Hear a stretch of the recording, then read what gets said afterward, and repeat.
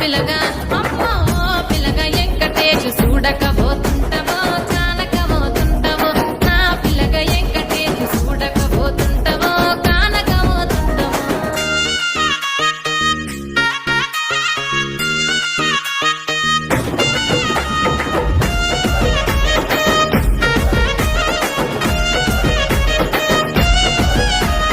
మన ఊరిలో నన్ను మించే అందమెవరికున్న